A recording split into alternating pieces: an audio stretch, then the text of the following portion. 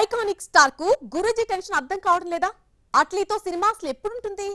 Mega compound కు clarity ఇవ్వకపోతే ఇవ్వలేదనుకోవచ్చు. కనీసం ఫ్యాన్స్ కన్నా చెబుతాడా లేదా? ఐకాన్ స్టార్ అల్లు అర్జున్ పుష్ప 2 చిత్రం 2024 డిసెంబర్ 4న రిలీజ్ అయి బాక్స్ ఆఫీస్ దగ్గర సెన్సేషనల్ హిట్ గా నిలిచింది. ఈ సినిమా వచ్చి దాదాపు 6 నెలలైంది. బన్నీ తన నెక్స్ట్ ప్రాజెక్ట్ ను తమిళ దర్శకుడు అట్లీతో ఇప్పటికే అనౌన్స్ చేశాడు.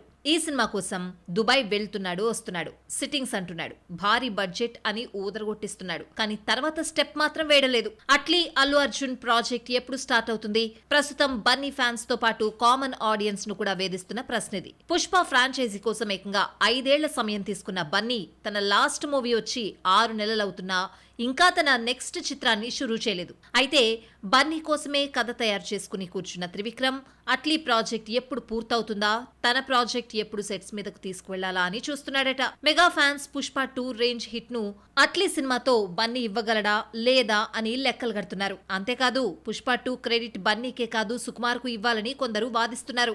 అట్లీ ఫిల్మ్ కు ఏకంగా 500 కోట్లకు పైగా కేటాయింపులు జరపడంతో షూటింగ్ లేట్ అయ్యే కొద్దీ సినిమాపై లేనిపోని రూమర్స్ ఎక్కువ అవుతున్నాయి. దీంతో బన్నీ ఎక్కడైనా స్పీడ్ పెంచాలని, మిగతా స్టార్ హీరోల మాదిరిగా వరుస ప్రాజెక్టులు పట్టాలెక్కిస్తే బాగుంటుందని అభిమానులు భావిస్తున్నారు.